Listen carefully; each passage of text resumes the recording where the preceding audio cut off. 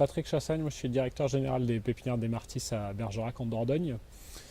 L'entreprise est une entreprise généraliste, donc on cultive à peu près tout ce qui pousse dans le jardin en arbres et arbustes d'ornement, essentiellement en conteneurs. L'entreprise fait du biocontrôle depuis assez longtemps parce qu'on est engagé dans la défense de l'environnement et la protection de l'environnement depuis longtemps, et puis la pression sociétale fait qu'on s'y intéresse aussi énormément. Donc cette serre ici est entièrement cultivée en conduite en PBI depuis une quinzaine d'années maintenant. Donc dans cette serre-là, on fait des lâchers réguliers d'auxiliaires et on fait aussi du nourrissage d'auxiliaires avec des apports de pollen. On fait aussi du paillage contre l'herbe avec du paillage cacao ou du paillage avec un géotextile. Puis en extérieur, on a aussi du piégeage de scolytes. Donc c'est un piégeage à base d'éthanol qui permet d'attirer les insectes et de les faire s'engluer sur une plaque. On fait aussi de la PBI en extérieur avec contre le psylle sur poirier en particulier pour protéger les plantes de la fumagine, qui est un champignon noir qui vient colorer le bois et qui le rend invendable. Donc pour ça on utilise des anthocoris, qui est une espèce de punaise qui va venir manger les psylles. Et pour favoriser l'implantation de ces anthocoris, on met des plantes hautes, donc en l'occurrence c'est des potentilles qu'on va disposer sur les parcelles pour favoriser la mise en place de ces insectes-là. Nous, on a la chance d'être dans une pépinière donc avec beaucoup de biodiversité puisqu'on a beaucoup de plantes différentes et puis on a pas mal d'inertie sur nos plantes. On a des plantes qui vont passer l'hiver et donc qui sont des plantes ligneuses. Donc on a le temps d'installer des auxiliaires, on a le temps de remettre de la faune dans l'entreprise. Ce qui n'est pas le cas de nos collègues horticulteurs par exemple qui vont produire de la plante molle ou de la plante typiquement des primes verts ou du poinsettia ou du cyclamen qui sont souvent sur des monocultures dans une serre. Donc eux sont vraiment confrontés à des vraies impasses phytosanitaires et aujourd'hui ont des vraies difficultés à mettre en place le biocontrôle à cause du coût tout simplement que ça a, puisqu'on n'est pas dans une filière très valorisée économiquement et donc on a une vraie difficulté de ce côté-là.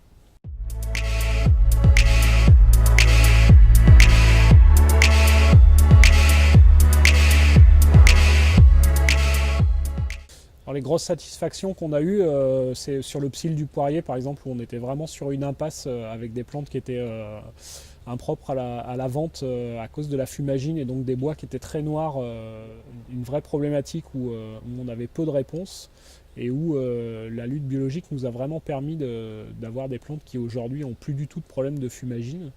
Donc ça c'est une vraie satisfaction avec finalement peu de moyens à mettre en œuvre, on le maîtrise plutôt assez bien. On a rencontré des difficultés en particulier sur la lutte contre les pucerons puisqu'on a des réponses aujourd'hui qui marchent bien et depuis très longtemps. Alors effectivement on a la coccinelle que le consommateur connaît bien et qui est bien acceptée. Et le gros avantage c'est que le puceron disparaît puisqu'il est ingéré par la coccinelle, mais on a des techniques qui laissent le puceron en place puisqu'il est vidé de l'intérieur par une larve. Et donc quand on a la pupe qui reste en place, la pupe de puceron, on a l'impression qu'on a toujours le puceron sur la plante. Et donc on a eu quelques déboires là-dessus à la présentation de ces plantes en magasin, où en fait l'acheteur du magasin voyait des pucerons et donc nous dit vos plantes sont infestées de pucerons, elles sont impropres à la consommation, alors que c'est en fait simplement une méconnaissance de la technique de lutte. Et donc pour ça il y a un gros travail à faire qui est engagé depuis quelques années mais qui peine à passer en fait entre le producteur et le consommateur. Il y a toujours un frein de la distribution sur l'explication et sur le fait qu'on est sur de la plante d'ornement qui doit être donc saine à tous les points de vue.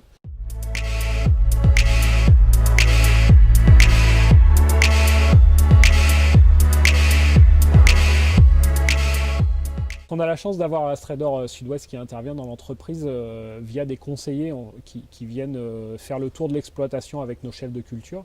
Donc ça nous permet d'apporter un regard neuf sur l'entreprise et puis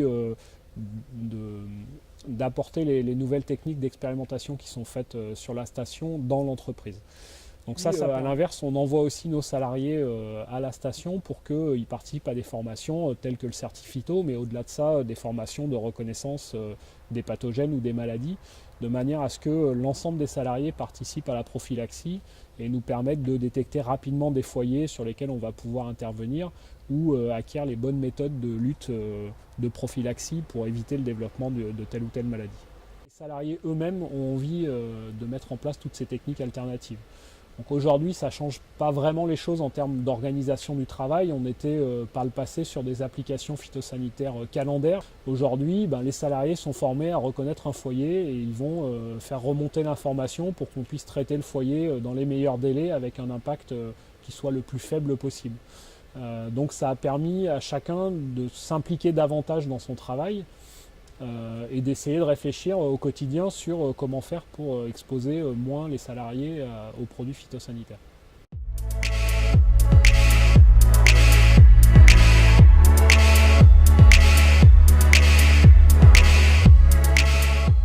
Les attentes qu'on a sont assez diverses en fait, puisqu'on a des problématiques à la fois sur les pathogènes en règle générale, qu'ils soient des insectes ou des champignons, et puis ensuite on a la problématique des herbicides qui sont des problématiques un peu différentes. Aujourd'hui, nous, ce qu'on aimerait, c'est qu'il y ait plus de moyens qui soient donnés à l'expérimentation pour que cette expérimentation soit faite pour les producteurs et qu'il ne faut pas se tromper de combat, c'est-à-dire que ça ne sert à rien de faire des plantes qui soient jolies pour le consommateur si le producteur n'a plus les moyens de les produire. Il faut que les firmes travaillent davantage au contact des producteurs pour bien évaluer quelles sont les problématiques qu'ils ont. Nous, malheureusement, on est sur un secteur économique qui n'est pas très important pour les firmes.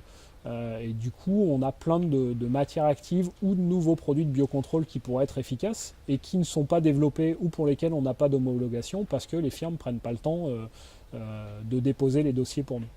Les priorités qu'on peut citer sur le biocontrôle pour nous sont liées au pas de temps qu'on a sur nos cycles de culture. On a des cycles de culture qui sont assez longs. On a des techniques qui ont mis du temps à s'implanter. On a une vingtaine d'années de recul sur ces techniques-là et aujourd'hui on les maîtrise plutôt bien. Quand on a des lois qui arrivent comme la loi Labbé qui nous empêche d'utiliser les produits phytosanitaires à très court terme, on n'a pas le temps de mettre en place toutes ces techniques alternatives. Et aujourd'hui, on a vraiment besoin de temps. La volonté de mettre en place ces techniques de biocontrôle sont là. Il faut simplement nous laisser un peu le temps de travailler pour arriver à les mettre en place dans nos exploitations au quotidien.